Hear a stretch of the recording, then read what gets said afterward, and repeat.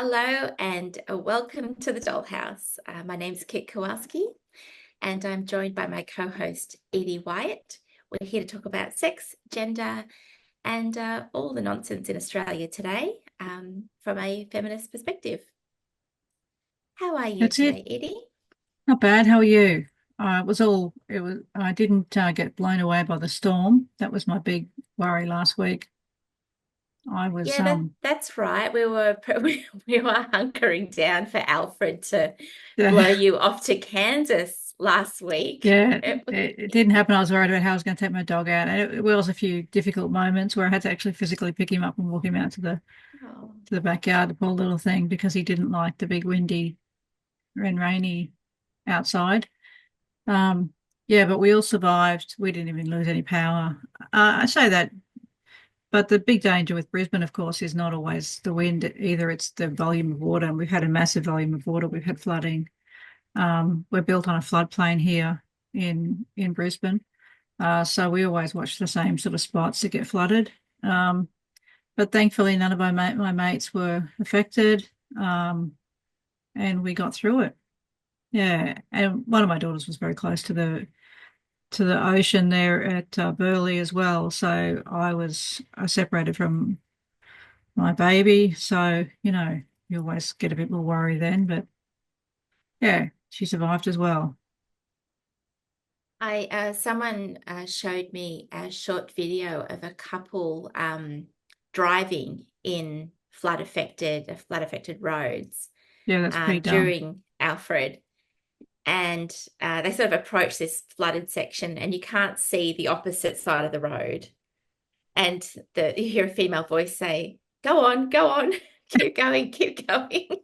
It would have been And me. then it's kind of like it's sort of a minute goes by in the video, and then suddenly, like they've lost the road, the car gets turned around, and they're just both going, "Ugh, what do we do now?" Yeah. And it's quite, I mean, they obviously got out because like we have the video and everything. But it just, hit home to me is how quickly those floods can, and how dangerous it is to be out in those conditions. It is very dangerous. Yeah, Yeah, we they don't. both jumped out of the car. That God knows where the car ended up. It, Oh, really? Yeah. yeah, Yeah, it's stupid. Don't, and they keep saying don't drive through floodwaters. It's a really dumb thing to do. Go back, stay somewhere. It's because places get isolated, right? If a yeah. road floods, then you're stuck on one side or the other. Um, but yeah, the greatest pest that we had were the politicians. All the politicians came up here. Anthony Albanese came up. They all come.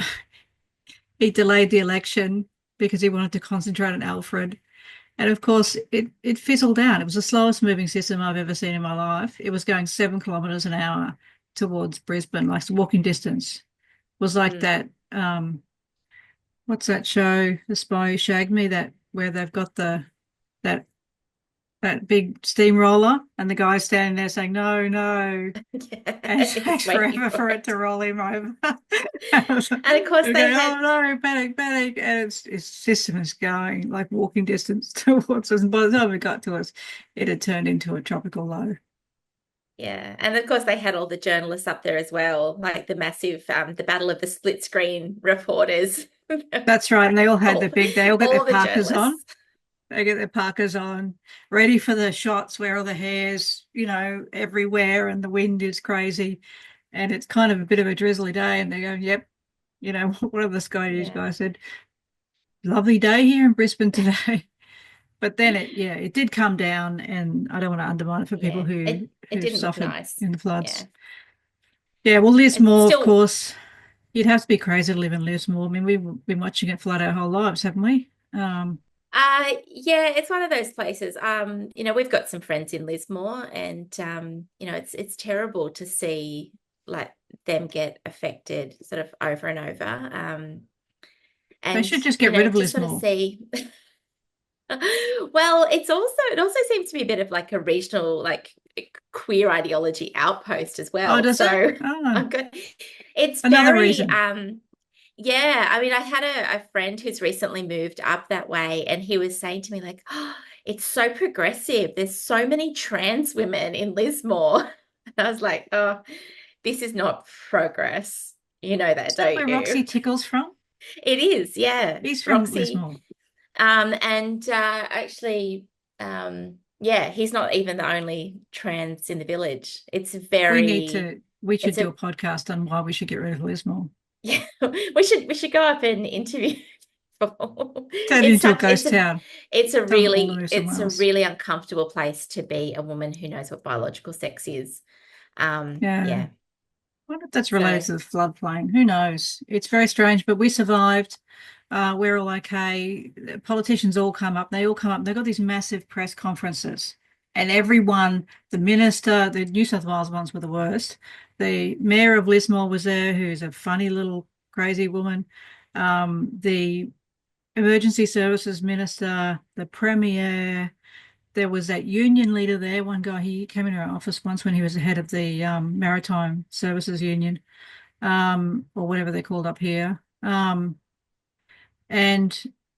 they're all there, all the lefties. They're all mm, there, ready for the flood effort. they're ready to show their concern. They're ready They to are. demonstrate concern.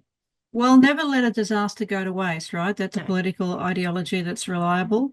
And Anthony Albanese, God bless him, he was in for it. He was there for it. He'd not gone over to the Western Australia for the election. He'd stayed on the East Coast, and poor old Alfred just headed just out before fizzled he got out. to the coast. He's probably a fascist, Alfred. You reckon? Probably a right-wing extremist. Yeah, It's a lot of bluster and no result. yeah, Yeah. yeah. So, we are here today, as we sort of foreshadowed last week.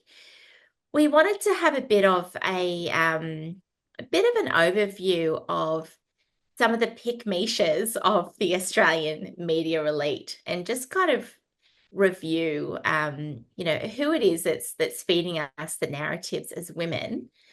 Um, and so I'll If you're probably a real start. feminist, you're going to have to put your fingers in your ears because we're going to criticize women the whole time. We're going to criticize a lot of women.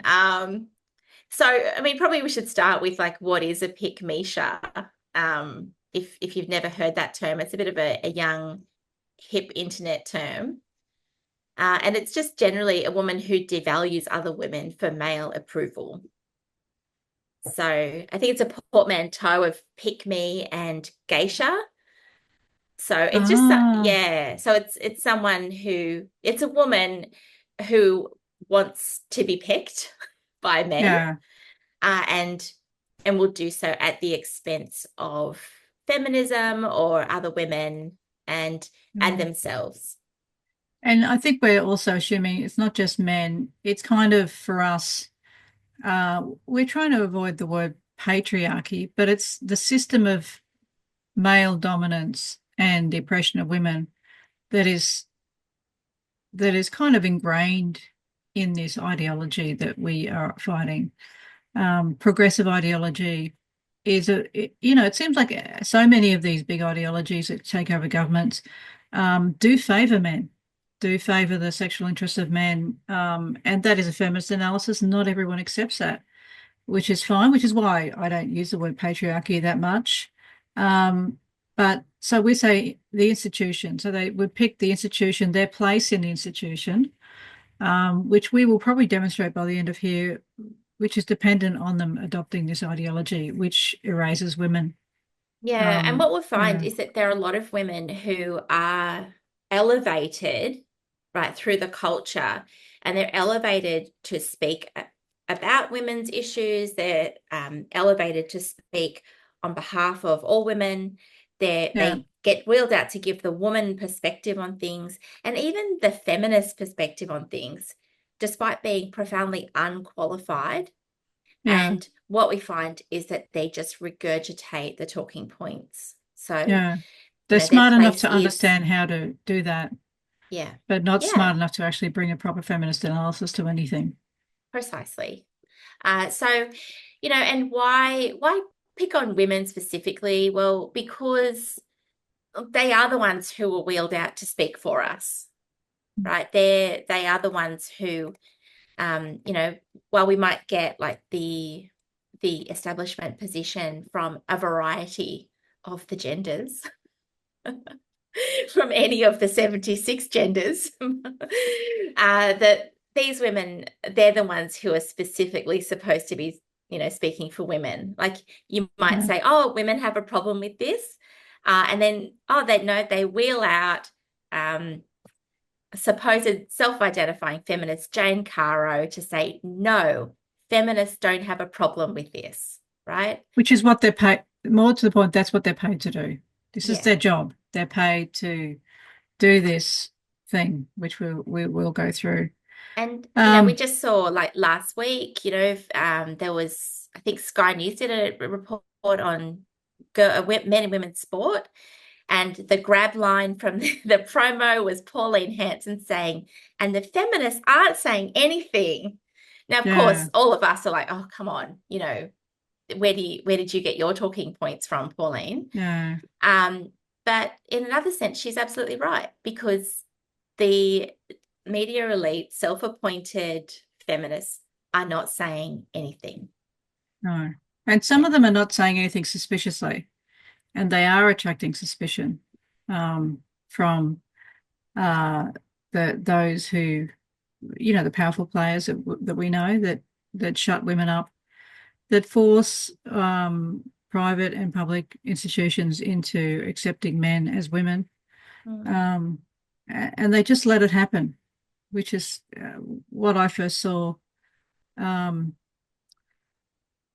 first time I really saw it was with I didn't have this prepared, but it just occurred to me, a women's domestic violence organisation in New South Wales. We talked about it a couple of years ago, I think.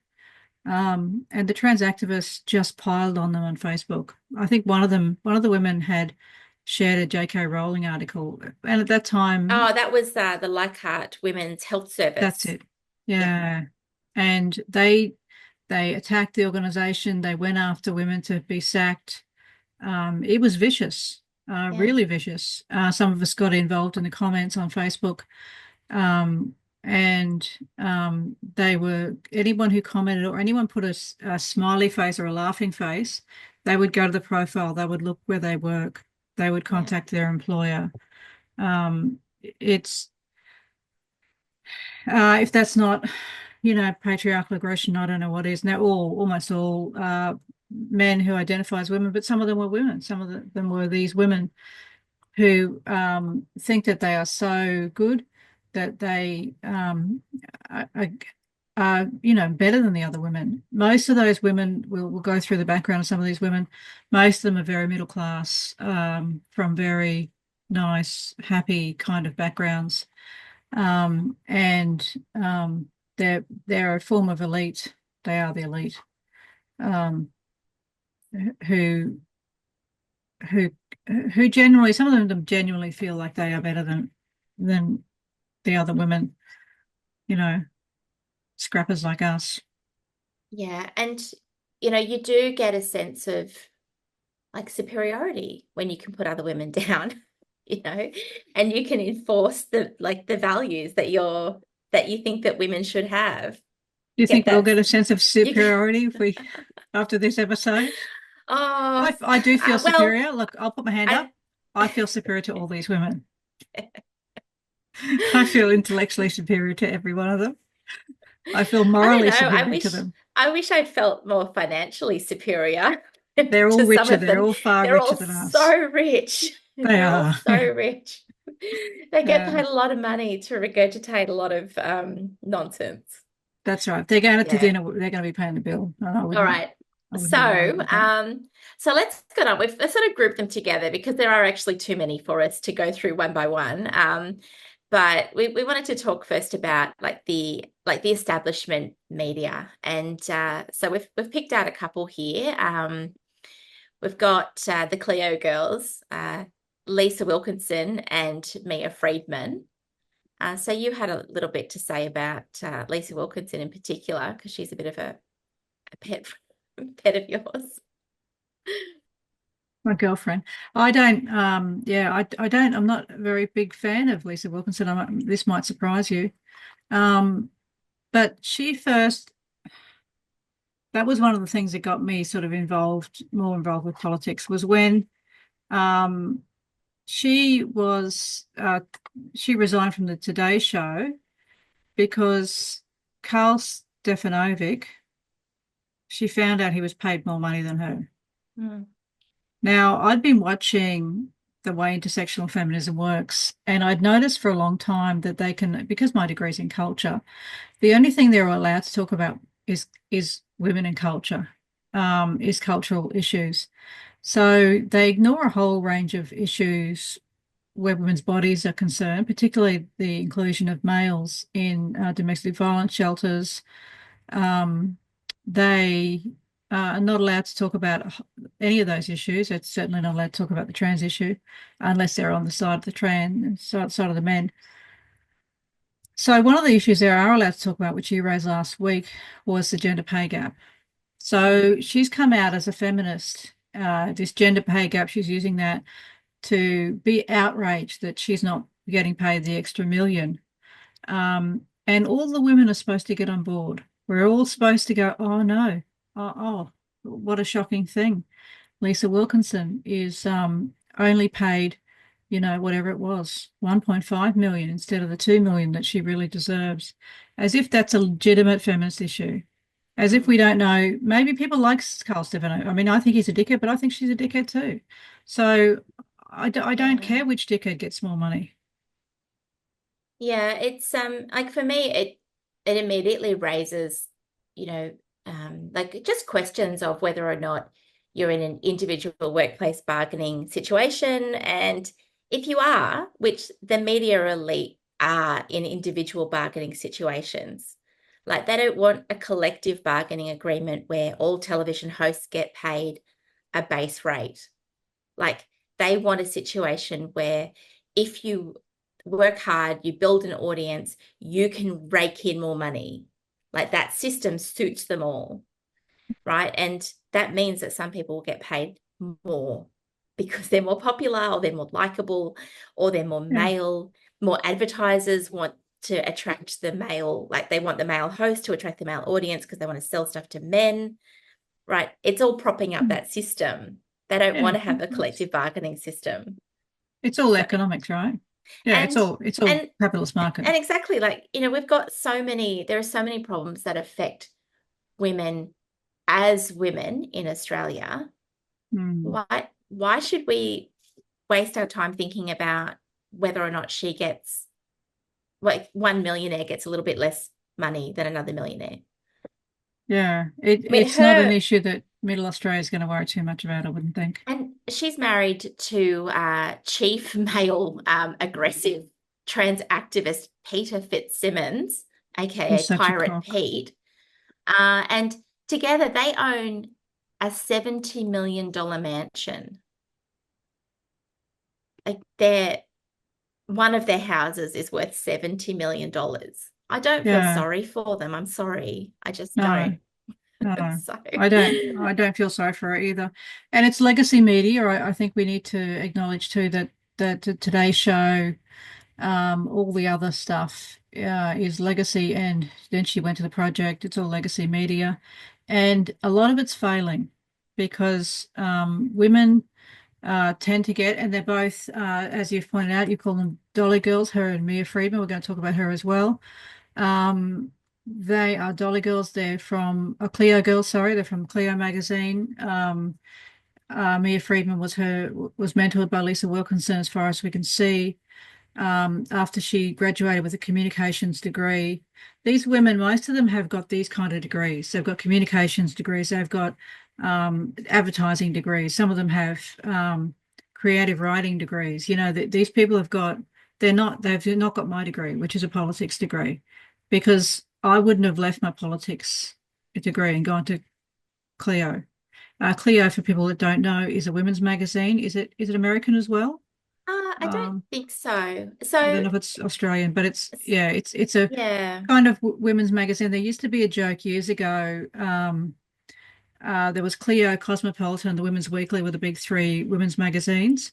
And the joke was how what's the difference between Clio, Cosmopolitan, and Women's Weekly? And the punchline of the joke, I'm going to forget it, of course, was that Clio tells you how to have an orgasm, Cosmopolitan tells you how to something else an orgasm, and Women's Weekly tells you how to knit an orgasm. And that was the kind of, I've forgotten what the Because first like two were.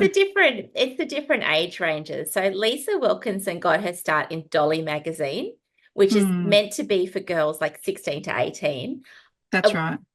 I used to read it when I was 12, right? Yeah. It's like I used to get it from the library. It's only read by 12 to 13-year-old girls. Yes, No we would sneak a 16-year-old look reads it. in the newsagent while Dad was buying the paper. And then you could sort of graduate to Clio and Cosmo. And I think Cosmo is meant to be a bit more like glitzy and a bit more high fashion. Although But they're I think very Cosmopolitan similar, was supposed to be sort of, urban. yeah. Yeah. And then Australian Women's Weekly is very much about handicrafts and recipes kind of thing. I used to say that women's magazines rot the brain. They're shit. They're absolute nonsense. They play into stereotypes of women. They play into the desires of men. They have articles like how to give the best blowjob. And now Yumi Steins is sort of leaning into that as well, isn't she? She's saying that anal sex is all perfectly fine, and if your boyfriend wants to choke you, then you need to learn to do it safely, and all that progressive nonsense. Instead of saying, actually, girls, no, you'll get no pleasure from this. So sex is about mutual pleasure. If you've got a bloke who won't get, work on how to get you going off, set him on the next train. Tell him to piss off because you're in the driver's seat here, baby. Yeah, You're holding all the cards. they're very confused. I find them very confused publications because Yeah. um on the one like they're supported by subscriptions, but mostly by advertiser revenue.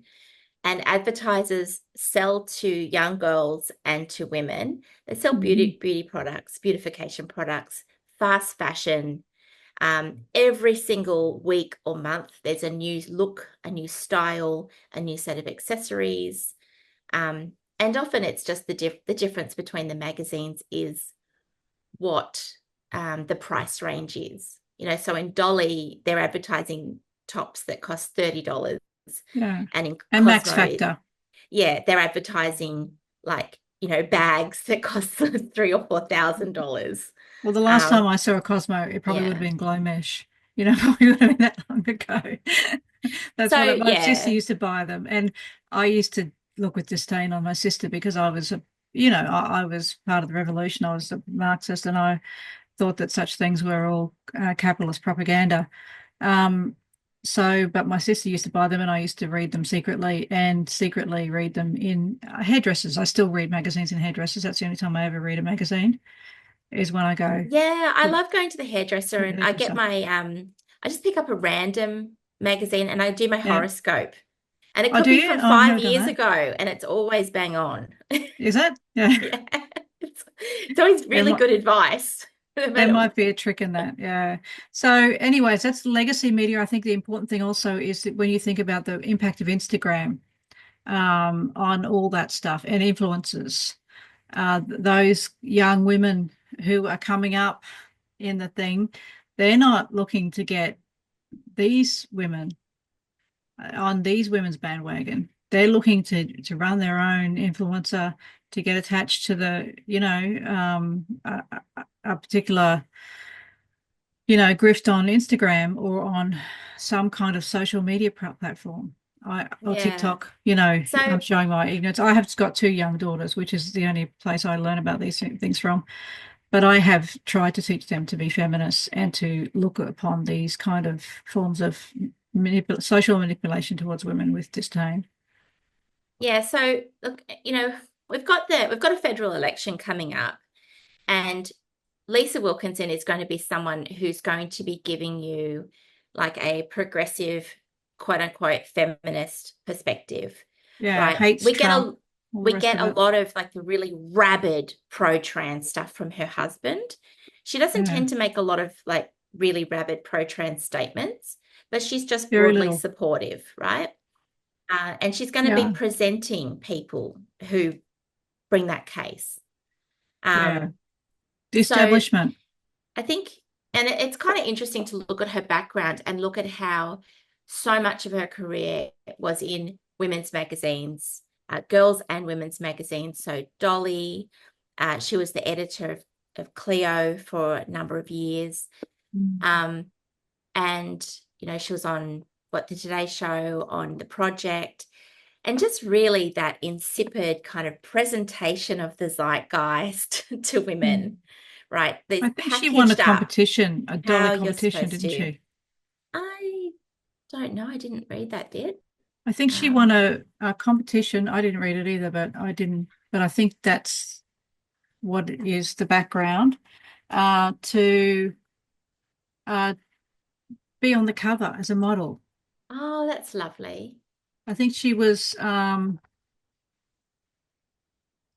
And could be wrong, could have mixed her up with someone else, but I think um, the youngest editor of Dolly magazine, took on the Roll 21 answering a newspaper ad. So maybe she did know. I got that wrong. yeah, and she was Um, also she recalls edit. devouring every edition of the magazine and bought every copy from the very first one. So she's a very different person to what you and I would have been as young women, although we would have been quite different from each other. But both of us, I think, we would have been politically, thought we were pretty politically edgy, and had the best takes. Neither of us would have used Dolly magazine for anything. I mean, you would have watched it when you read it when you were 12. But by the time you were 21, she says Oh when no, she's there's devouring it. no.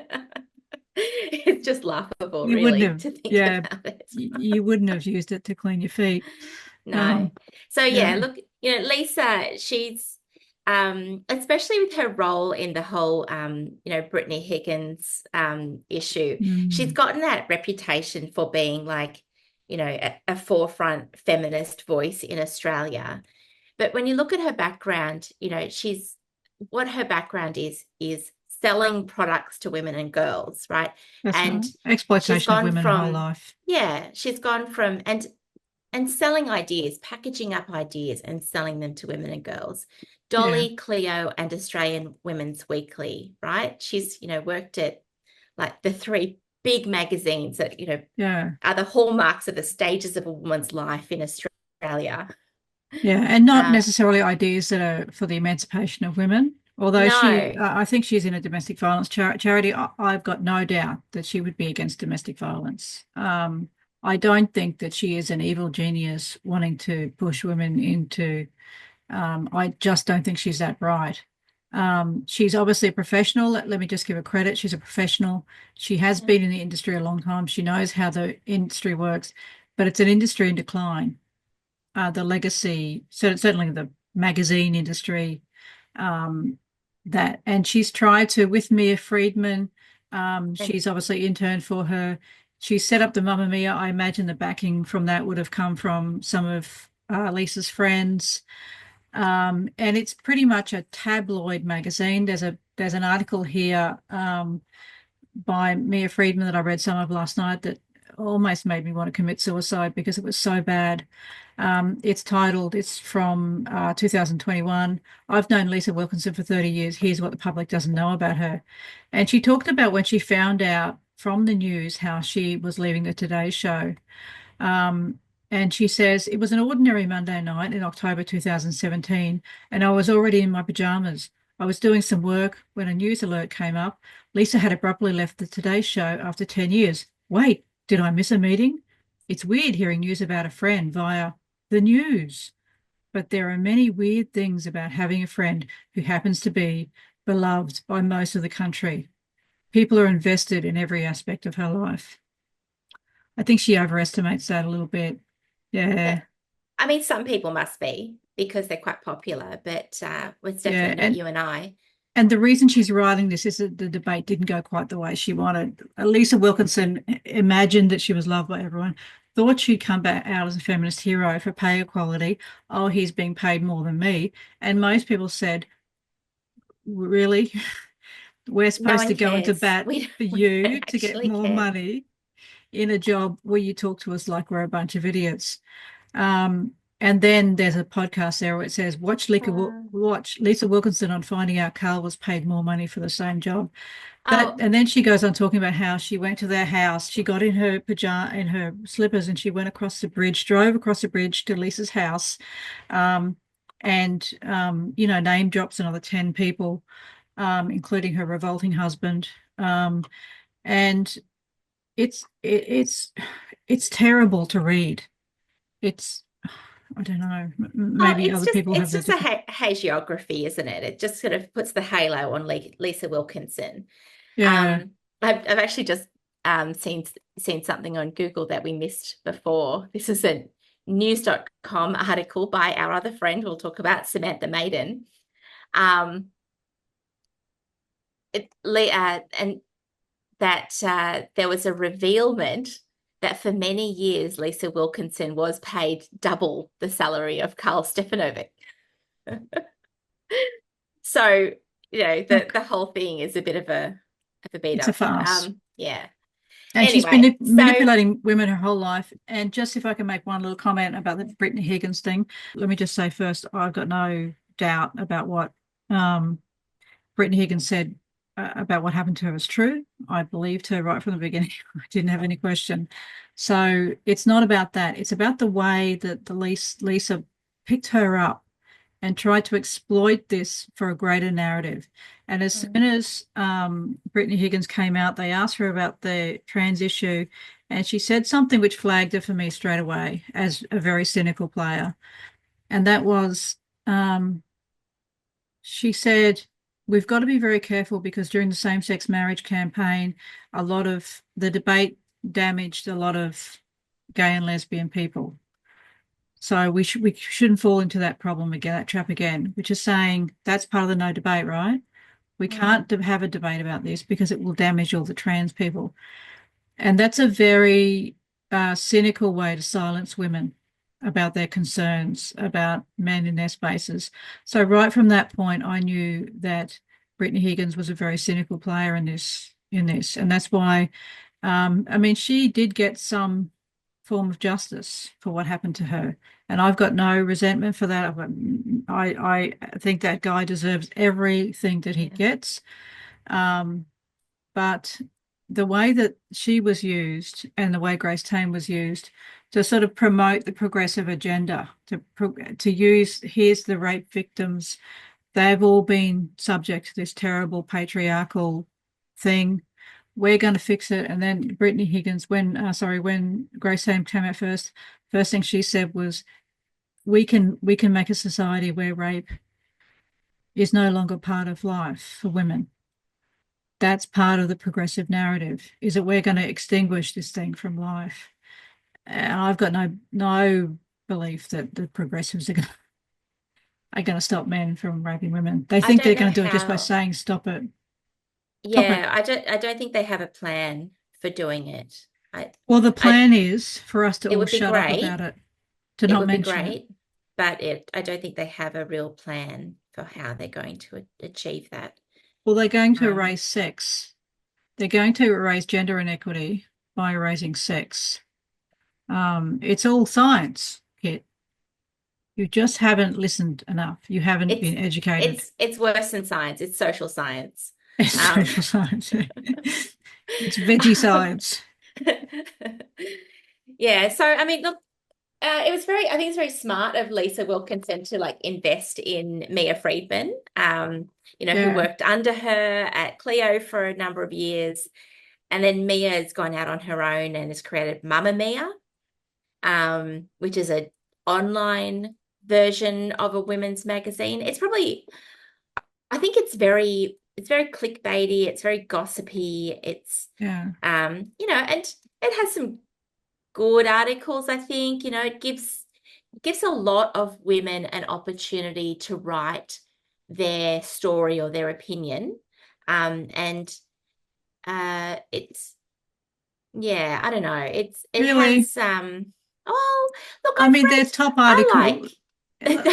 let me just say, the top article today, I wore the viral one-legged jean to the office for the day I need and to I read regret that. everything.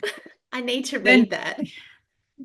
then as you scroll down, we get all the maths news, the Married at First Sight. Yeah. Then you get all the Married at First Sight stuff.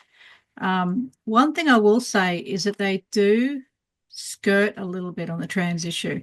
They're generally on side. So they generally push the narratives, but neither Lisa Wilkinson nor Mia Friedman have come out explicitly about the women in sports issue because they are grifters at their core and they know women don't like it.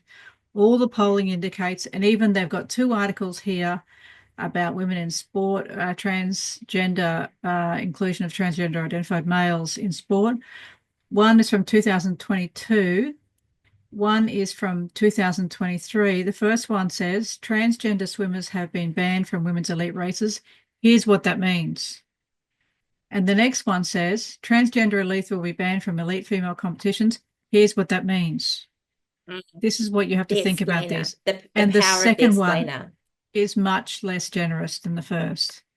So they actually highlight that some, I think in one of them, they highlight that, what's his name? Jenner is against it. So the narrative, even for the dumbest of women, I think is fairly, and there are dumb women. I mean, let's not, there's dumb men, there's dumb women. There's a lot of people who don't give a shit about politics. There's only women who just care about handbags and makeup and going on overseas trips.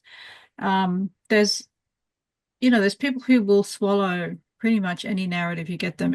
I don't care. Just give me the narrative and I'll run with it because I get paid to do, I'm part of the elite or whatever.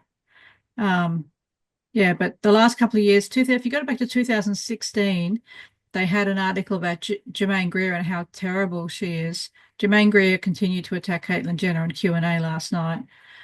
Then, of course, Caitlyn Jenner turned right wing. And the narrative is impossible to, it's like a horse that's out of control for these women who want very simplistic things to sell to women. I'm on the site now and it's just constant ads, everything. I just have to keep clicking things to go off. It's getting, Magda Zabansky's on that Q&A thing. I've just seen her come up as well, who's another one. Yeah, there's a lot. There's there is, I think, probably the redeeming thing about Mamma Mia is that they do get women who have like interesting experiences. So, you know, they do want women to sort of step forward and like tell their story, whether or not that's I think one memorable article that I read on there was these two women who realized that they were like literally sharing a husband. Like their husband had been like was a bigamist, right? And Yeah. so like it was in their own voice and their own words, and they got to talk about like how, you know, devastating that was for them as women, like to find out that, you know, this had happened to them. On the other hand,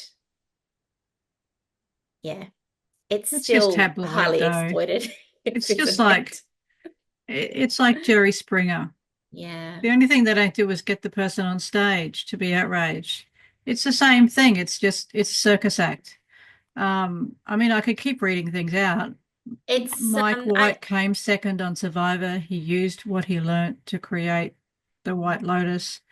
Did Dave cheat on Jamie with Veronica? A maths investigation. you know, it's magazine fare. But the point I know. is, again, like getting back to it, you know, these are where we're going to be getting our pre-packaged narratives on what to think about men and women's sport. And like That's right. Yeah. the What does way Mia Friedman think? when I was having a look at Mamma Mia like over the last couple of days, I found one story, and it was, you know, it was a woman's own voice in her own words.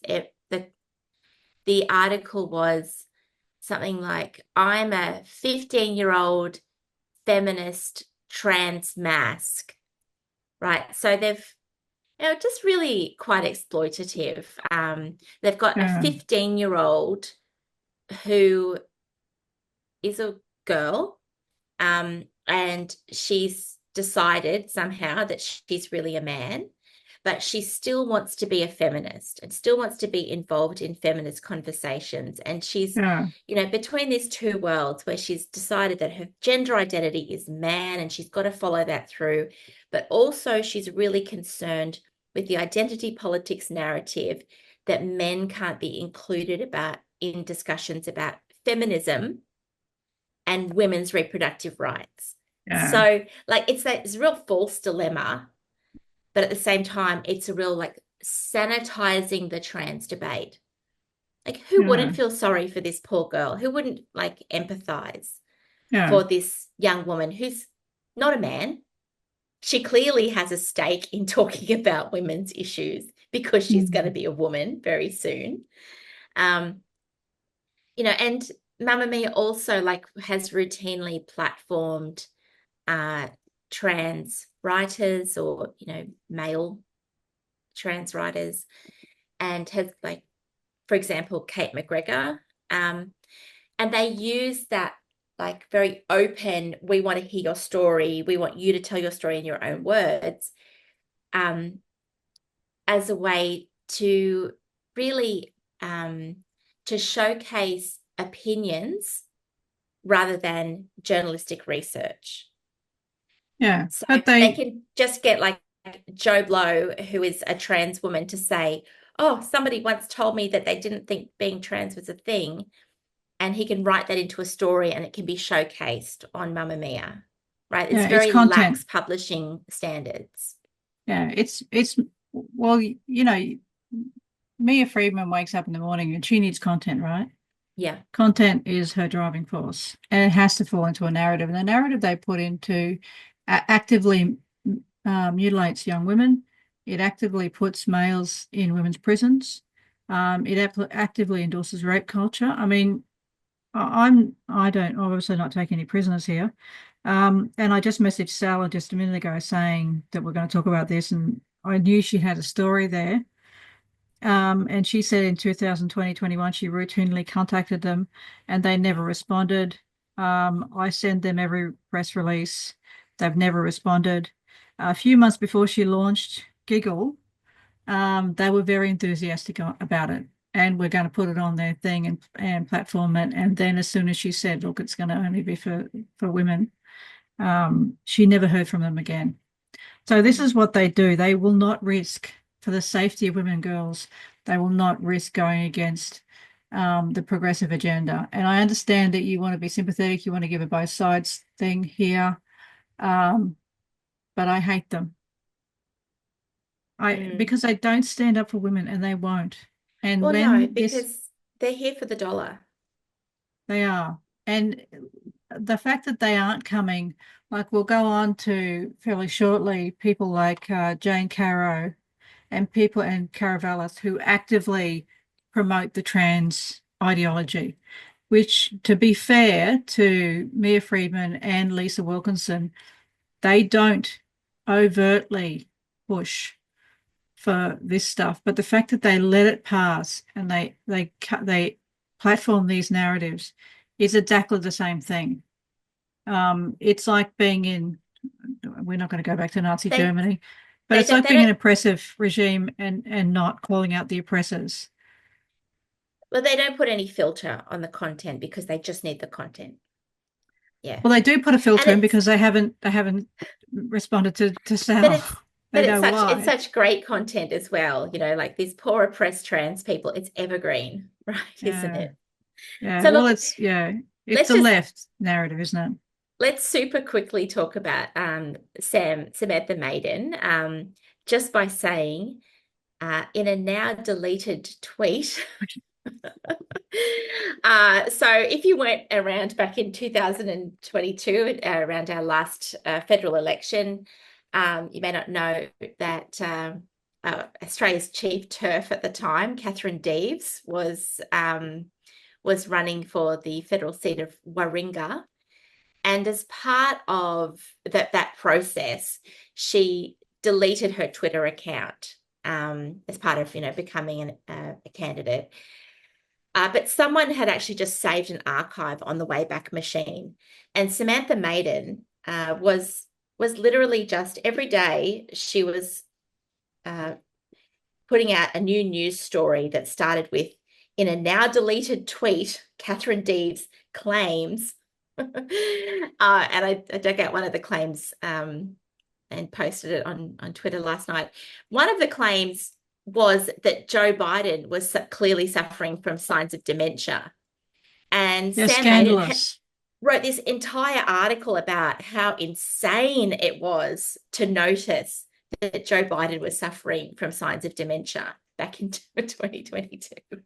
They were very ordinary things, weren't they? They were just ordinary. It's like in a now deleted tweet, Catherine Deves claims that, children are mutilated in the name of gender ideology.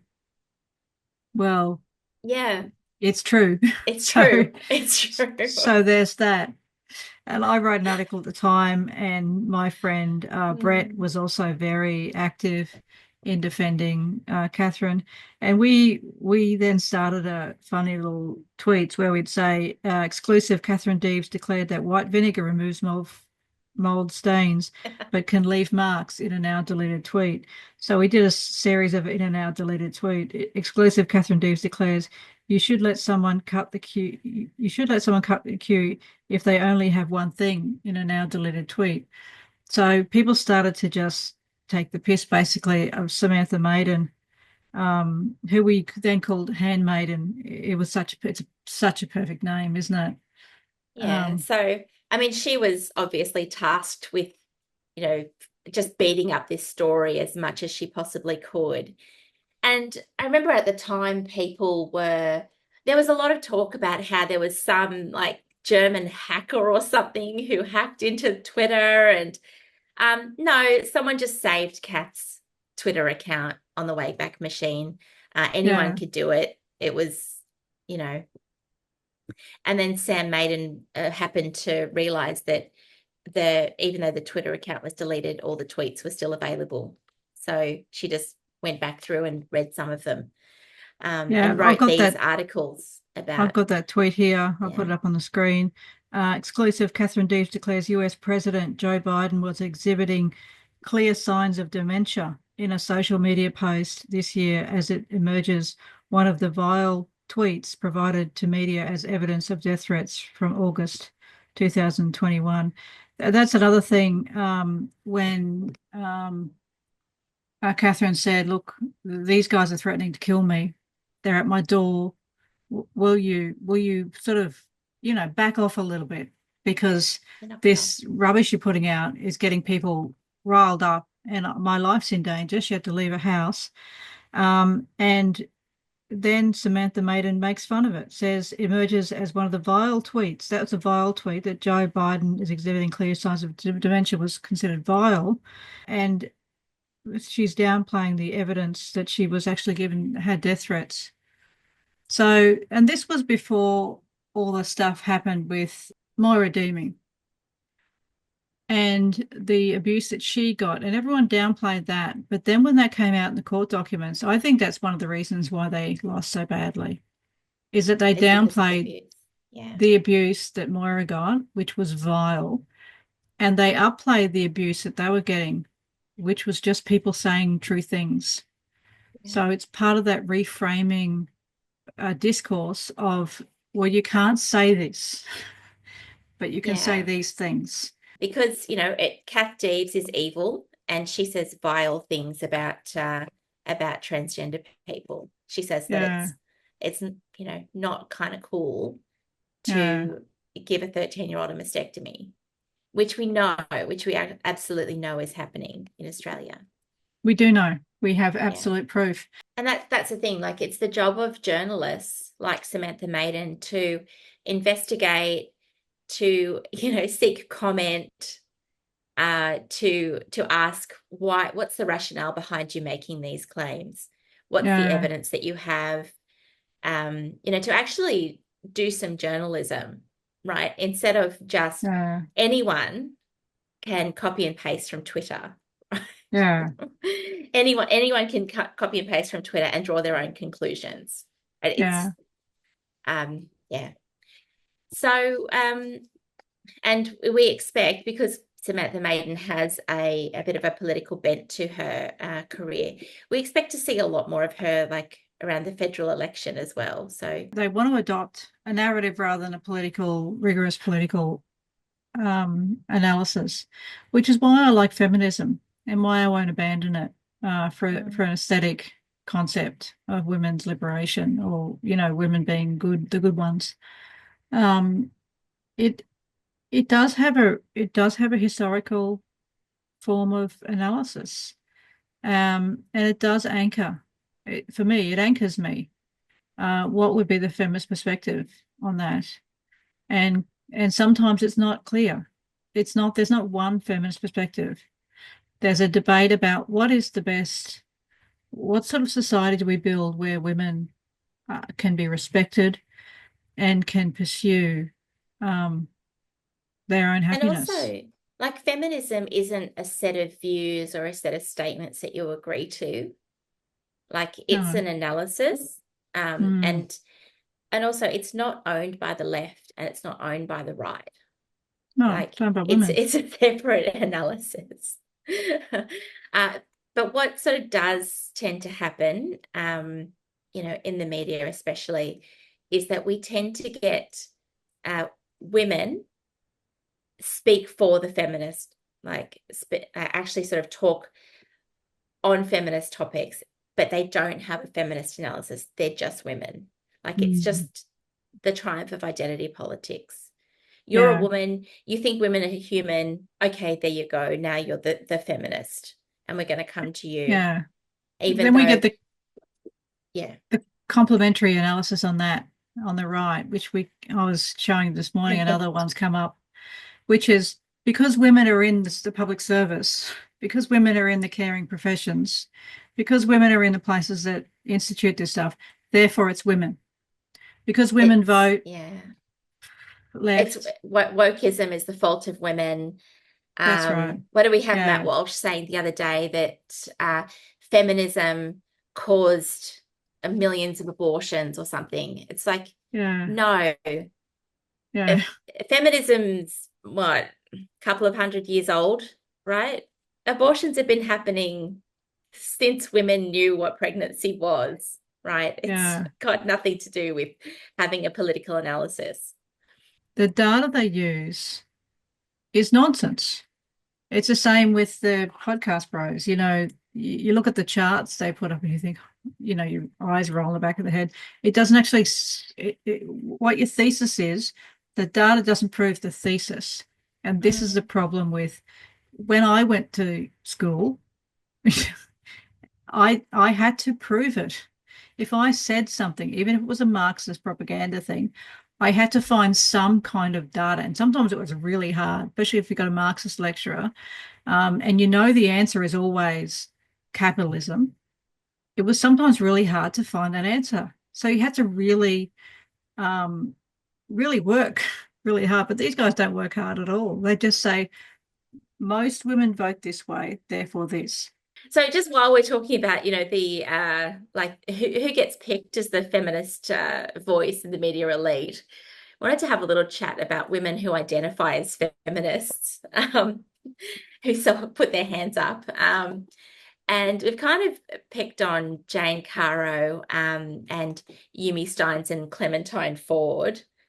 So Jane Caro, she's so interestingly enough, she sort of came a little bit out of nowhere. So she's actually she's a media and marketing person, so an advertising and marketing person. Yeah, And then she got her pretty much the start on same the as the other Gruen girls. Yeah, transfer. Yeah, so she wasn't in communications. Didn't want a career in broadcasting. She's just in advertising. And then she got onto Gruen transfer. And then that's when she started broadcasting. And it seems to have really launched her media career. Um, again, like, she's a very sort of upper middle class Australian woman, very progressive, they're quite obnoxious in a lot of the things she says and the way she says them. But Yeah, but it's okay that she's obnoxious because she's a feminist, and feminists are allowed to be obnoxious for some reason. I hope so. Um, that's your whole brand. Yeah, that's right. Um, and she's very much about the oppression politics. I remember one article I read by her was it was about how she was oppressed in a bakery because someone let her order first because she was older. And that deference to her age singled her out as an older person and somehow oppressed her. It's ageism. It was, yeah. It was this really weird sort of long bow victim narrative about how, when you get to a distinguished age, people want to let you go first in the bakery. And somehow that's a problem. But Yeah, she's kind of one of the things she's sort of famous for is she ran for the Reason Party in the last federal election, ran for the Senate. which is used to be the Um, sex party. Yeah, they're the yeah, which is the pimp they're the lobby. pimp party. Yeah, The pimp they're all party, pro yeah. pimp. Yeah. So again, it's the Um, establishment. It's putting women's bodies in the market. It's exploitation of women. Um, these women have no rigorous feminist analysis. no, and they keep falling back on this like oppression analysis. They keep falling back on this, oppressor oppressed dichotomy. And the other thing that she's kind of famous for is destroy the joint, which was kind of a hashtag, destroy the joint, and a Facebook group where a bunch of lefty unionist women got together after Alan Jones accused a bunch of female politicians of destroying the joint, which again, like I guess it's just not really my brand of politics to center what I do around the comments of Alan Jones or No, other right-wing male radio shock jock millionaires. I no. don't know. It's a very private school girl sort of, this is what the boys are saying. Let's react to what the boys are saying. It's very immature, really. Just looking at Yeah, her Twitter feed is a it's but horrible. she's one of the few And that haven't blocked me, which is she's blocked says me. something. Oh, has But she, Jane Kara? oh yeah, ages ago. Yeah, Um, she hasn't blocked me, so she's that's one for me. really rabidly pro-trans. She's like, she is Madly. legit a rabid All like the trans activist. all the trans points. Bigotry is lethal. Trans rights are human rights. Why have right wingers even made parkrun a battleground for trans people? Transphobic bullying is rife. 15-year-old trans boys' view of coming out at school. And then when someone said there's an abortion talk and someone says that pregnant person is always more important than a fetus, and a bloke comes in and says it's pregnant woman, not a person, and she says, Chris, your comment is trans exclusionary. I think that is cruel. I also think it's misogynistic to think women are uniquely defined by their biology in a discussion about abortion. Yeah. We disagree. I make my argument. You are free to make yours. And she doesn't. She's so dumb. Jane Kara, let me just say, the woman, I mean, sure, you can make it in marketing if you don't have much to rattle around between your ears, but she is so dumb. It's so mean. Transphobia is cruel, and as a few seem to object to trans men, but become incandescent about trans women. It's I wonder misogynistic. I wonder why that is. Yeah, Like it's it's misogyny. it's It's misogyny. misogyny. Yeah, Yeah, of right. course, because they hate trans women because trans Women. women are women. It's This is so the it's so strange. It's like cognitive dissonance. um yeah. So she's gone off Twitter and she's gone to Blue Sky. That's right. I did make Um, a note about a couple of the women who've gone from Twitter to Blue Sky, and it hasn't worked out tremendously well for them.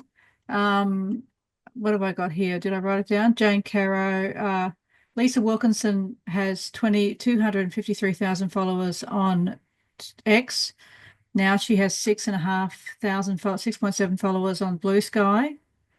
Mia Friedman, was it Mia? Who else did I say had gone to Blue Sky? Jane Caro's gone to Blue Sky. She had, did I write it down or did I not? 186 followers on X and 16.9 on Blue Sky. And yeah. that's the story right across the board. One time, Lisa Wilkinson said, I'm going off to Blue Sky. It's like the old Twitter. And someone actually commented on that thing saying, actually, it's very American. Um, and I think these women might have gone over there and seen what the American Democrats are doing and how what the what's happening to America because the American Democrats haven't let go of this shit.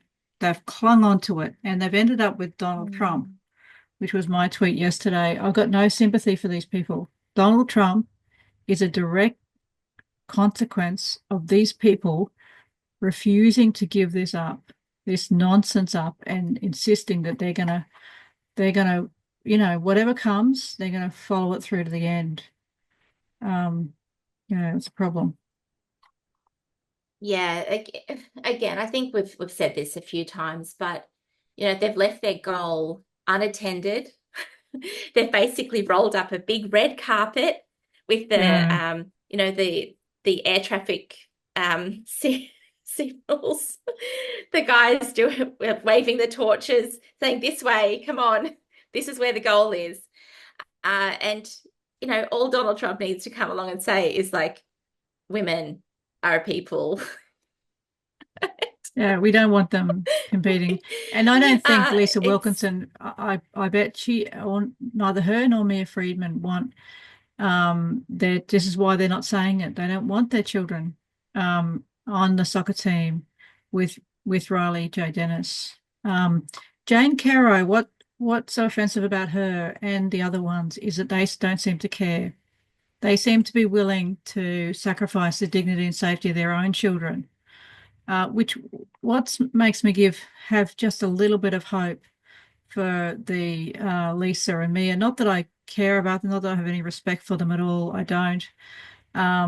They're willingly and openly watching the oppression of women and enabling it. But the difference with Jane Caro and Yumi Steins, as we're about to talk, and Clementine Ford, is that they're actively uh, handing their own children over to this thing, yeah. which I can't understand. And that's another thing about women, it's mothers. Mothers, I can't understand because mothers are different. Once you have a child, I don't understand how You have a women, different perspective on things. you do. And I think that's, if we think about the women with the Transhausen by proxy, the Transhausen mums, Yeah, it's like it is hard for us to understand how they've so thoroughly put their own need for recognition ahead of their child's welfare. yeah. It's And mental illness, has to be. I think some of them they start when the kid's really young and then they just get on the train and before they know it, like, you know, they sort of think that it's going to be okay. They think that there's a way out later, but there isn't. There isn't a way There's out. not. We see that with young, Uh, um, what's Yeah, that? like the Jazz Jennings and Jazz Jennings. Yeah. yeah. It's a And tragedy uh, in real Georgie time. Stone in Australia, young Georgie Yeah. Stone. His parents, his mother, Rebecca Robertson, founded a trans charity, and they both got Orders of Australia out of their advocacy. There's no Mm. way they're turning around. No. Well, when you look at the mermaids issue in the UK, we all thought that was going to be the scandal. Yeah. And she sent her kid off, didn't she, to Asia to be neutered very young, far younger, about 17, I think he was. Yeah. And he's stuck, in this now. And of course they look more feminine because they've had their puberty blocked. But what they are is children who've had hormones to grow secondary sex characteristics of females. So they're adult children. So Yeah. It's very they're not sad. going to fight back. They're too And vulnerable. it is sad when we see like women in the media who they just deny the harm of it. They deny the quote nuance of it. They deny that it's a gray area and they just wholesale feed children into this machine. Yeah. Um, you could even have some respect for someone who said, look, I know it's a difficult choice, or I know Mm, that there are bad things that can happen, or I know that there's downsides, or I know there are risks. But no, they just want to feed children wholesale into this. And it's very hard to understand. mm. Um, so like again, like I wanted to touch on, say, I put Yumi Steins and Clem Ford together because they're both sort of a similar ilk in my opinion. They're both maybe younger, they're sort of supposed to appeal to the younger-ish generation. Yeah, They're Clemford's not not so that young young though. anymore. She's well They're and not that truly a young. middle-aged woman, isn't she, by now? Yeah, but they both had this like brash. I reckon they probably get a lot of inspiration from that riot girl feminism.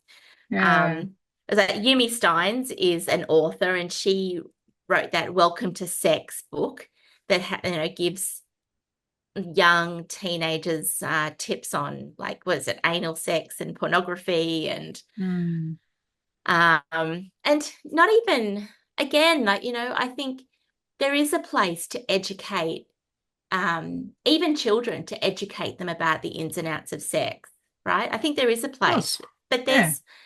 um there's no kind of science behind the approach. It's all very much, oh, consent based. If you consent, it's all fine. If you Yeah. consent to being choked, it's fine. If you consent, Yeah, it's like, that equity feminism that we're all going to be equal and um,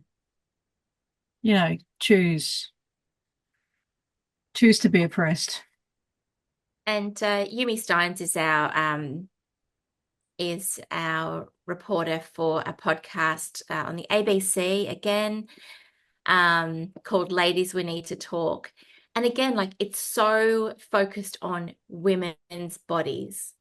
It's Yeah. about menopause, it's about surrogacy, it's about menstruation, it's about orgasms, it's about body hair. Uh, These are the and things young women need to know about, aren't they?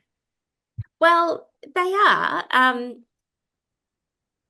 don't know. There's Factually. just, But yeah, but yeah, if they yeah. were There factually, are, and yeah. I think we should give information in the context of also the oppression that women are subject to. I mean, call me a radical feminist, which many people incorrectly do. Um, but if you're going to teach children about sex, you should also teach them about something about their sexuality, if they're heterosexual, particularly, um, that their sexual partner will be the most dangerous person to them in their life. The person who's most likely to kill a woman is her partner. So Hmm. is her sexual partner. So I think that sort of information should be included, and that they need to establish very clear boundaries in a sexual relationship about where they begin as a human being and as a person, and that their pleasure matters, and that they need to establish that really early on. Those kind of things are not told by Yumi Steins. Um, they're not. The porn narratives are all sort of leaned into. I don't know what Clementine Ford had chosen. That her fashion choices are You're not bizarre. going to shame her for her ugly jumpers, are you?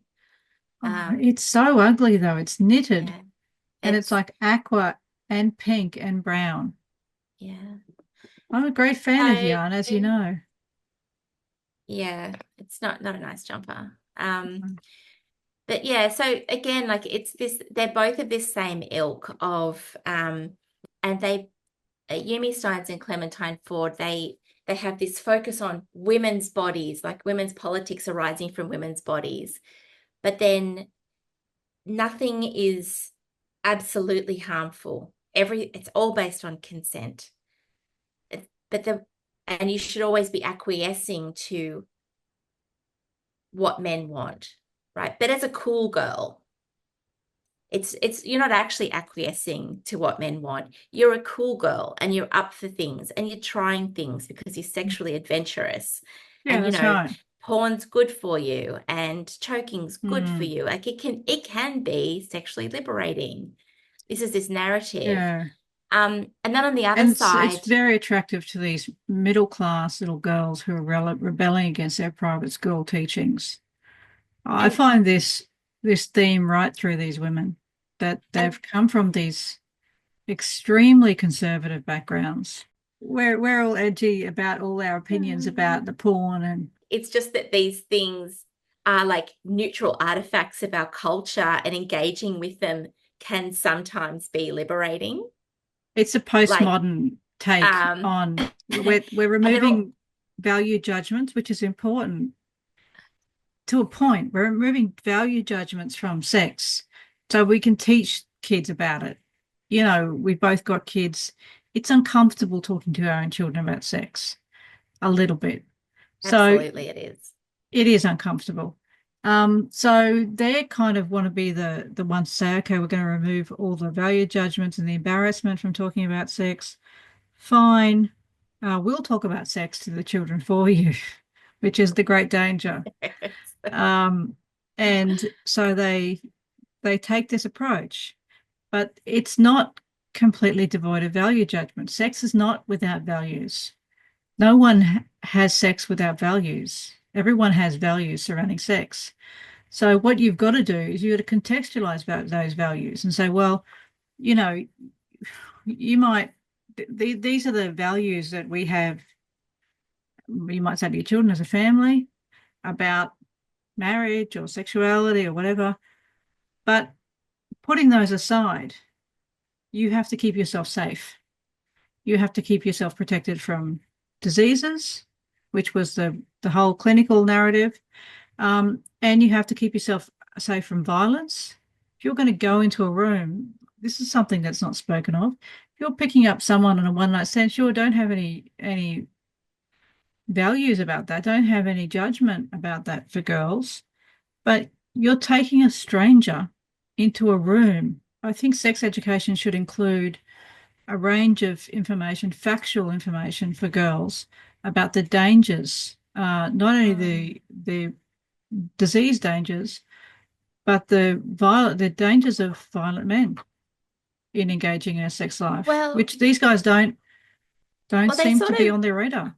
but they sort of do. Like for Clementine Ford, the one thing that is a constant is toxic masculinity, right? So, Yeah, so that's the other sort of half of the narrative, right? Is that, that like sexual practices are just like artifacts of culture that, if you choose them, it's fine. There's no, um, etc. If you choose a one night stand, that's fine. There's no value judgment on that.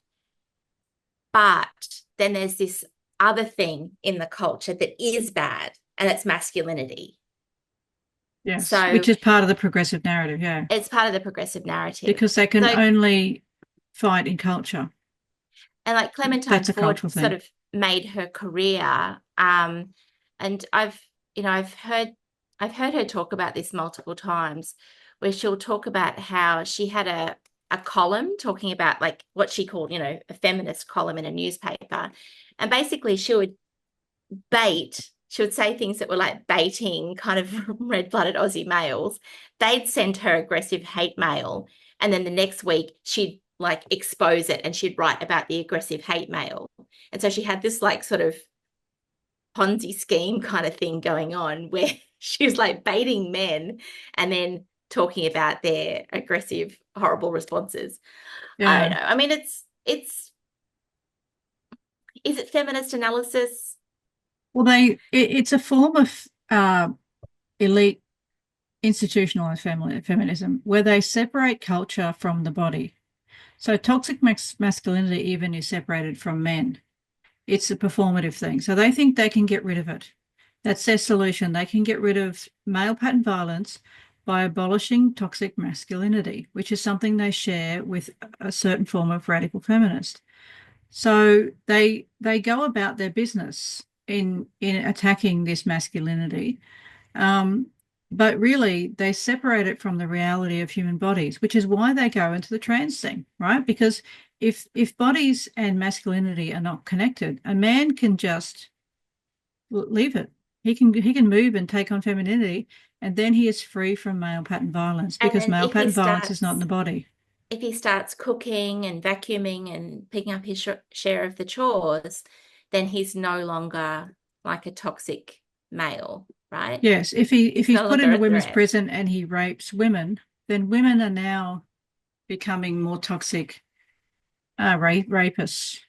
So then we redefine his actions as uh, feminist aggression, Mm, feminine aggression, which is nonsense. It's a imaginary world. It's one of these left-wing imaginary things that aren't real, that governments have paid for it to grow in order for them to undermine the rights of women.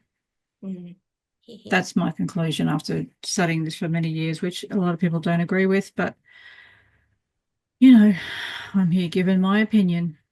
yeah. So we've got And Jane so Carroll, Yumi Steins, Clementine Ford. I thought we'd just Um, have a really quick kind of mention of the ABC. We actually, I don't know if we need to, if we want to go through all of these. We've sort of been talking for quite a while already. and we Um, have talked about the ABC quite a bit on our podcast. I don't think anyone's under yeah, the impression that we are fans of the ABC.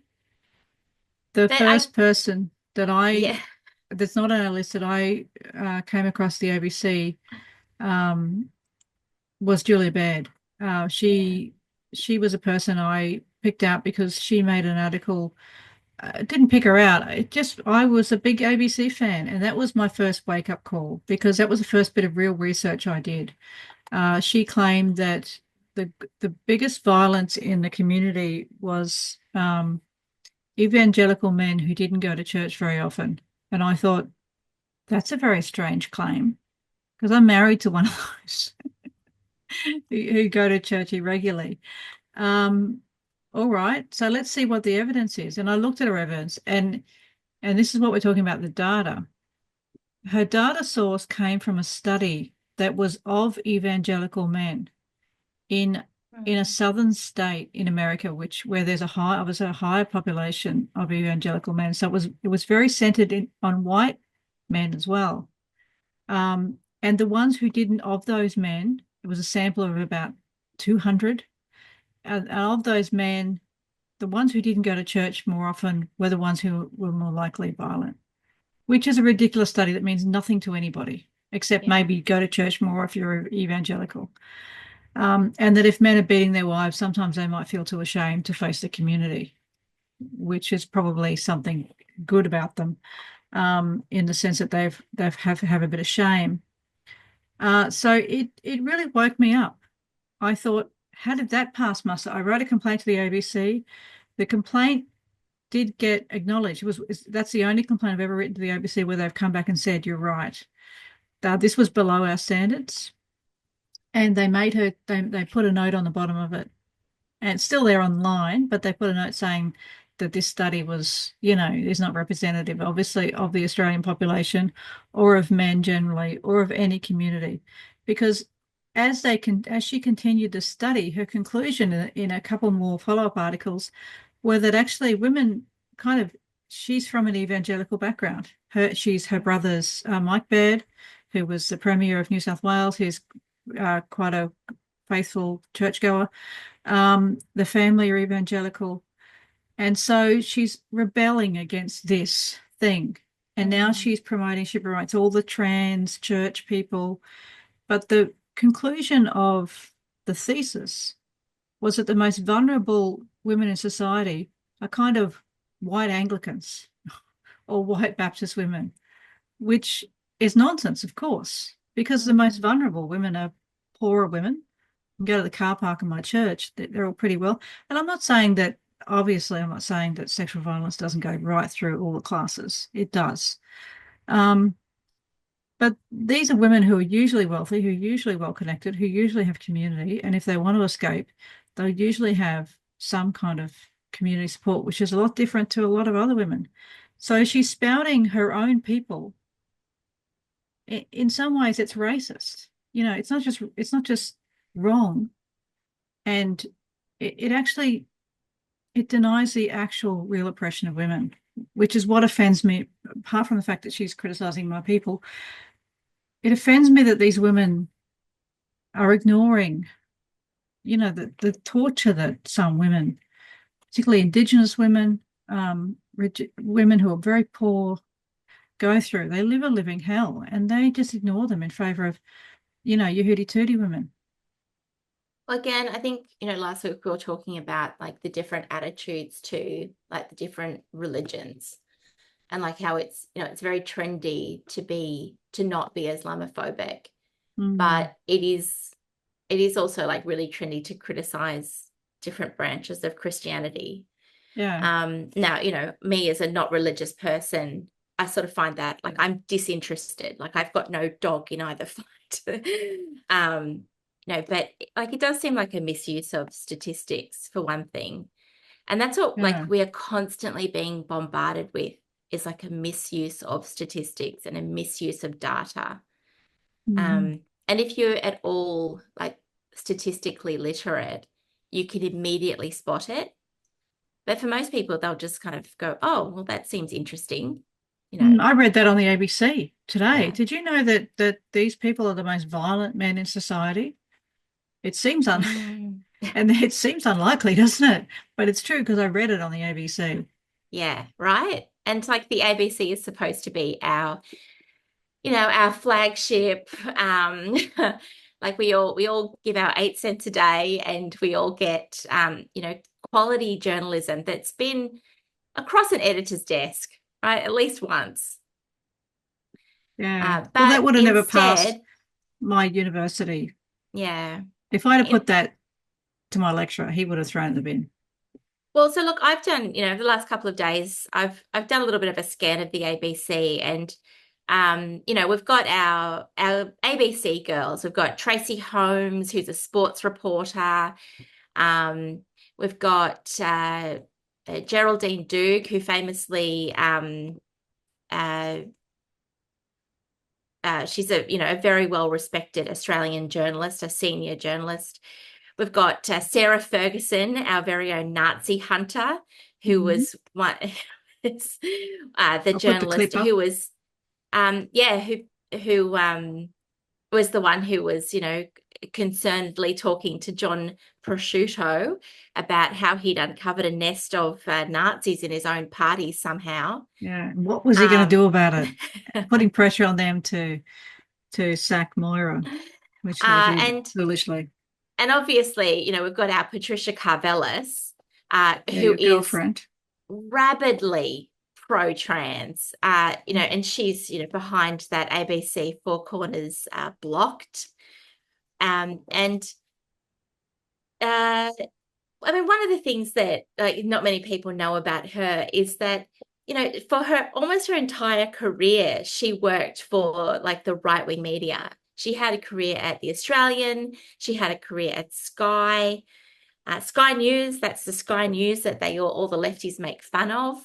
Mm. And but then she joins the ABC and now she uses that same sort of style that she learnt at the Australian.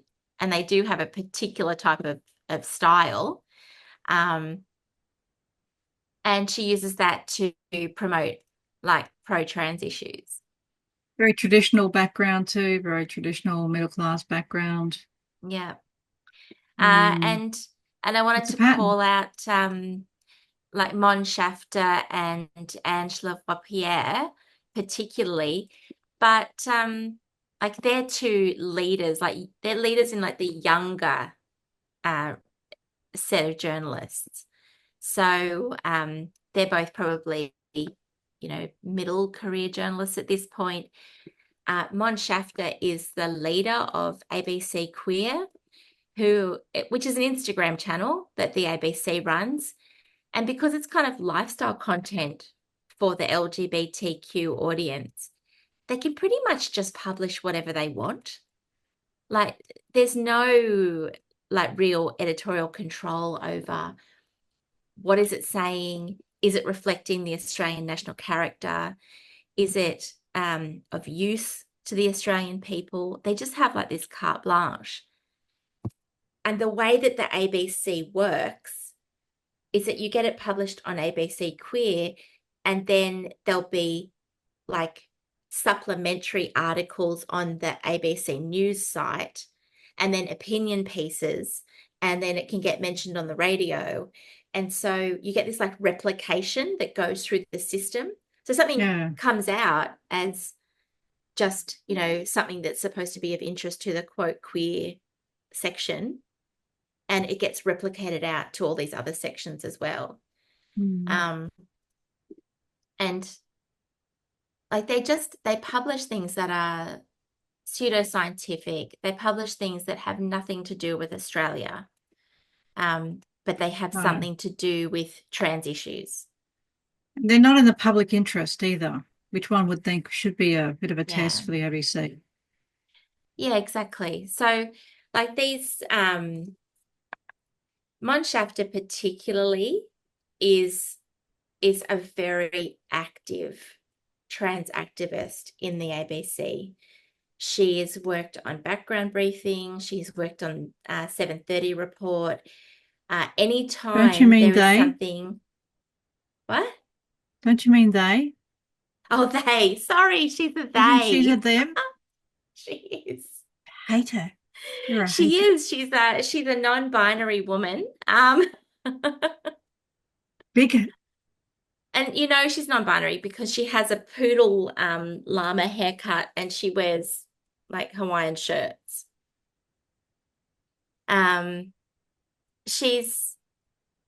She's worked all over, and anytime there is some kind of LGBTI story in the ABC, you can hear her voice in the background. She'll be on the narration, or she'll be listed as a consultant. So because they have this queer content department that she's the head of, and they get to kind of okay everything that goes through. And because she's like, whether she likes it or not, she is actually one of the Pickmeishas of the ABC. Yeah, they all go into the narrative. They all go into and I feel like I use the word narrative quite a lot, which I do. But it's an aesthetic concept. It's a fashion. It's a kind of a dominant cultural ideology, which they have chosen to not just adopt themselves, but promote as a lifestyle choice, which is bizarre. They should just let people have their own lifestyle. Everybody has sex, almost everybody has sex, and has a sex life. Humans are sexed beings. They are for their whole life. It's so, some of us don't really want to know what this list of women think about how we should have sex and who we should have sex with. I think people should probably figure that out themselves. While there is a legitimate role in society to give education, but it'd be nice if it was factual. But once you say that men and women, there's no men and women, then that just falls. If that's your basis, that humans can change sex, if the lie is the basis, all the rest is just nonsense. Occasionally they'll hit on something like domestic violence or something where they put a concerned face and they put a note up at the end. If you're stuck in one of these relationships, you ring this number. Um, but that's all there is. There's no, Well, if it's all built on a lie. like these oppression narratives, they're very like they're evergreen for content, Mm. and they sound so analytical. They sound like Yeah, you're grown saying up. something deeper about society. Mm. And they sound like you can really sort of um do something like Yeah, we can that you're make a actually difference. Yeah. contributing and making a difference, and we're lifting the lid on something. Well, their Um, claim is, as I said before, is that they're going to um, obliterate sexual abuse. They claim they're going to get rid of domestic violence in a generation, which they've got no evidence that they've got any capability of that. That's the claim. That's a progressive claim at the basis of domestic violence funding. That by if we allow them to interfere into culture, in their abolishing toxic masculinity nonsense and their gender ideology rubbish, that they will get rid of. Now, that's an unfalsifiable claim, of course, because we'll all be dead. So when we're dead, there'll be no domestic violence. I don't know anyone who believes that. And if it was true, if there was some miracle thing that they've figured out that they can get domestic violence, these are the least likely women to know about it because they're not very bright, to be honest. Lisa Wilkinson and Mia Friedman and Samantha Maiden and Pats Cavallis, sorry, Jane Caro. These women have got marketing degrees. They've got communication degrees. They've been peddling shit to women their whole life. Absolute rubbish nonsense that they don't need to shove on their face and to remove the hair from their bodies. Um, these people are not going to, I know this is a radical statement. I promise you they're not going to get rid of domestic violence in a generation. yeah. And like it seems so possible though, doesn't it? I mean, teach respect, like teach teach everyone, particularly boys, how to handle their emotions and channel themselves through sport and that sort of thing. Um, Yeah. If you've ever lived with a violent offender, known people that live with them, you would know it's not true. yeah. These are not these are not men who are going to be fixed easily. Um, there is a general, if you want to look at statistics, some of the statistics they have, of course, everything has got some truth in it. If you look at the UN statistics, and I've talked about this before, that they base this on, they do show that in societies that have, an open disrespect for women, let's, for instance, talk about Saudi Arabia, where um, who've who are now heading the UN Commission on Violence. Is that what he is? So no, it's the 69. Women's Rights Commission. Yes. So in countries where women's rights are worse, domestic violence is worse. There is a basic correlation between respect for women. The worst country, Papua New Guinea, is the worst, where they have a massive rape culture, Mm. where they don't allow women to have sexual boundaries at all. So in places where women have no sexual boundaries, there is a higher incidence of rape. So this stuff where they're trying to erase women and erase a girl's ability to say no to a boy in her space, that is rape culture, and that will increase domestic violence. That whole culture, because it increases the woman's acceptance of it. It tells her she's not allowed to have boundaries. So there is some truth at the bottom of it, but their conclusions are all wrong. Their two And plus then two is 54. and the narratives like are so focused on girls, giving girls the choice, giving girls the the empowerment, giving girls the ability to consent, yes or no. But there's no like corresponding like education of boys. Um, this No. like Well, it is, there's but it's shame. there's It's shame based. but like there's this constant messaging of like, okay, girls, you can you can have like let a boy choke you if you want, if you find that empowering, you can do Mm. that. Um, but then what is the message that boys are getting? I think it's just Yeah. assumed boys are watching porn, like, and that's how Yes. they're getting their sexual education. And Fallon So, Fox, who's actively choking women, well, um, on stage or in the boxing ring. Yeah. yeah. So it's just, um, no one's like this. What I'm saying is that girls are being made aware of these practices, and they're being made aware of the choice narrative around these practices. And they go into a situation thinking that there is a choice to be navigated. What are boys being told or being shown? Coercion and sexual Yeah, assault. if anything, They're being right? trained into, It's yeah, actively trained on social media, and that's not being addressed. yeah, I mean, to be the fair to Mamma disparity. Mia, let me just say one fair thing is that I think when we had Caitlin Roper on, I think they gave her right of reply. Is that right? Did she get the Yeah, they article in did. there? Yeah, yeah, she did. Yeah. She got an article in there. They put some nonsense narrative, which they do, progressive narrative about all the porn things, in terms of the sex robots. And she wrote to them and said, "Look, I'm an expert in this area. I'm happy to correct you." And then they let her write. Yeah, but yeah. So that's something. Mm. Yeah, that's, I think we can fix it's it. more content. But we need to take hold of women's media. We need to have our own, like Redux is doing this, obviously.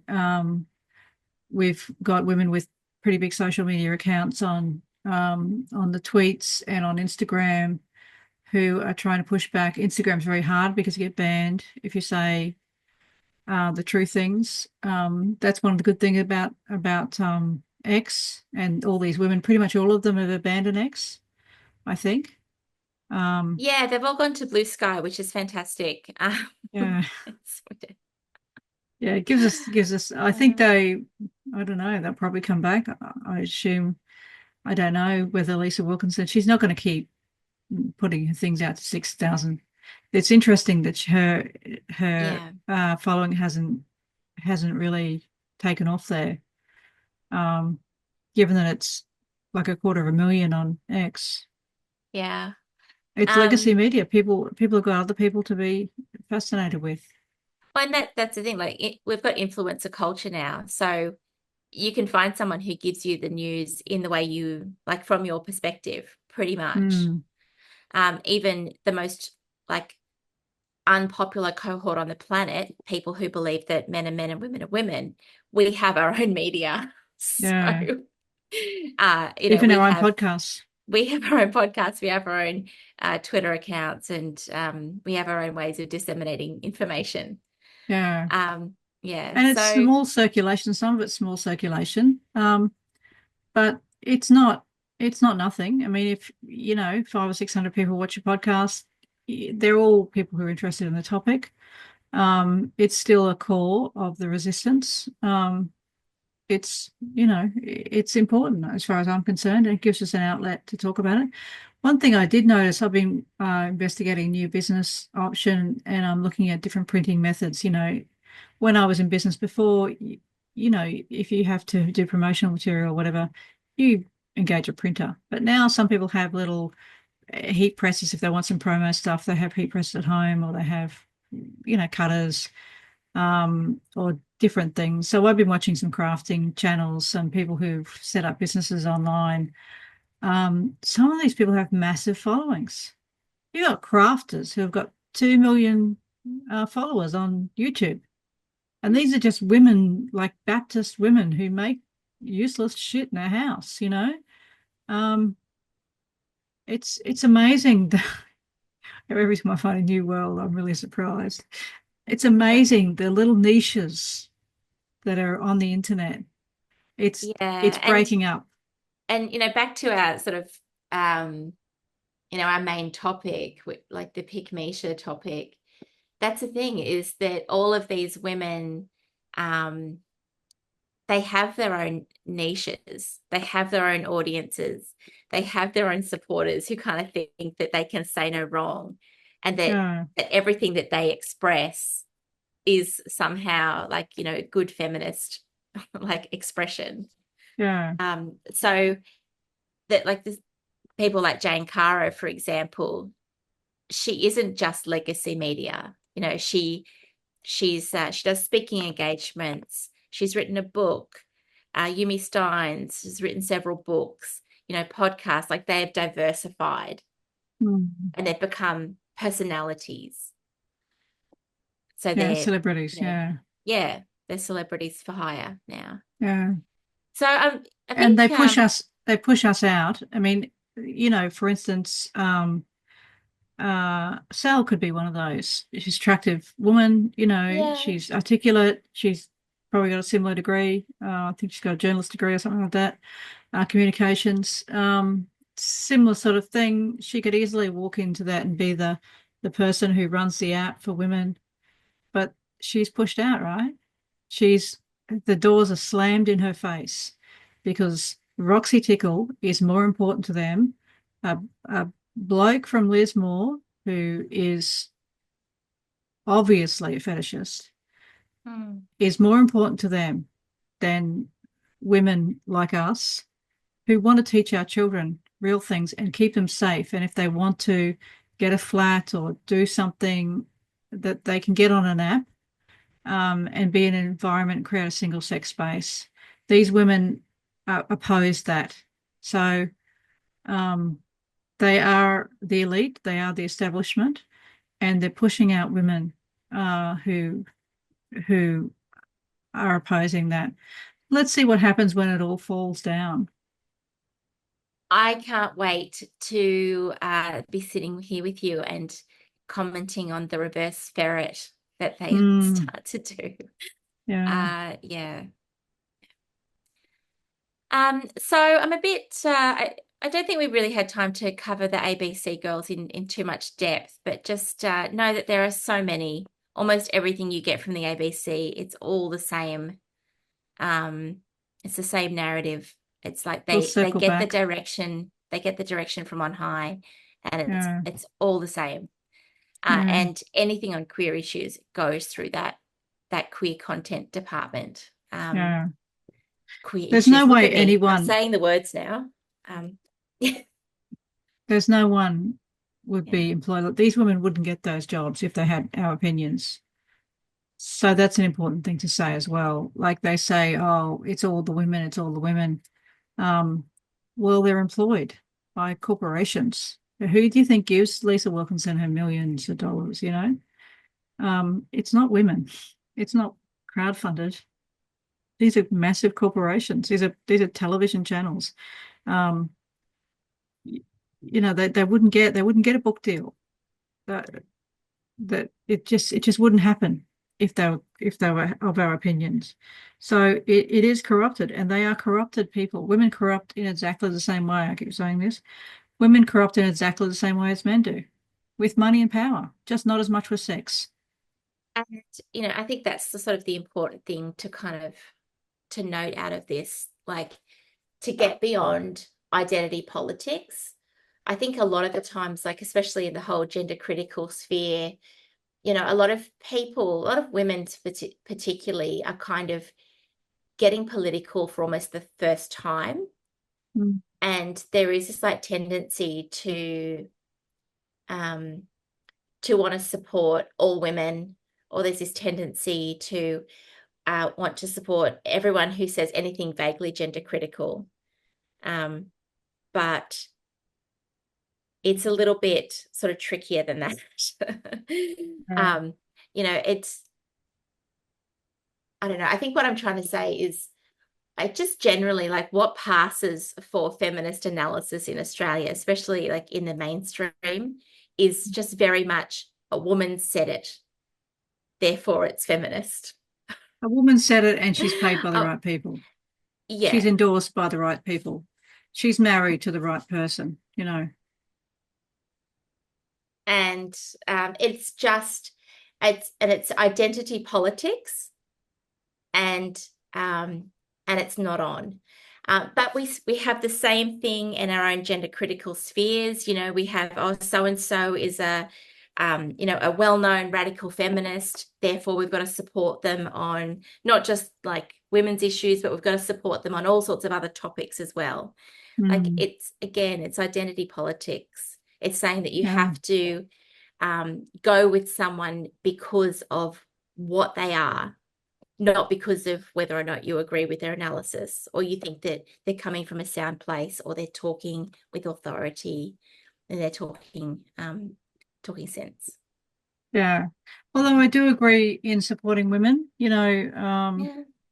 women I don't agree with, I often support, and I do sympathize with women. Have tried to sympathize with these women as muchly as I've been harsh about them. I do sympathize. I do acknowledge, for instance, that Lisa and Mia have not gone full mental on this issue like Jane Caro has, um, because I think they know. Yeah. I think they know, and they're doing it despite the fact that their whole kingdom is built on this. It's the emperor's, it's the emperor's new clothes. They are the stability of their kingdom is is very much based on this. If they come out, they are not powerful enough to change this narrative. They know it. They No, should but be brave. They should come out and do a JK Rowling, but they won't. what we'll find is like that the content factories like Mamma Mia, once there is a market for content about like trans widows, and content about detransitioning and about the harm that that's doing, we'll get packaged up lifestyle content on Yeah, those topics. You know, yeah. once The trans once that widow, market imagine is that. clear, yeah, like, it'll be a key demographic one day. Um, Yeah, and once it won't come is, too they'll soon. report on it. Right? They're Yeah, they're kind of neutral in that sense. I still won't They're read them. just we can there might be a special on, I don't know, moisturizers used by detransitioners or something. They'll you know, special special products that you can use to wash that Hmm. trans identified husband out of your hair, Yeah. How to get your boobs back. etc. Yeah, Too sad. too sad. All right, well, thank you so much for listening to us again today. Hopefully we haven't lost too much of our feminist cred by picking on elite women in the Australian media. Remember that most of them are millionaires, so hopefully you'll give us a pass. Hmm. And I want to say thank you for joining us on the Dollhouse. If you could like, share, comment, and subscribe, that would be great. We are on Spotify and YouTube, and our show notes are on Substack. I'm Kit Kowalski, and I'm here with Edie White, and we'll be back next week. Thank you. Thanks, guys. Bye bye.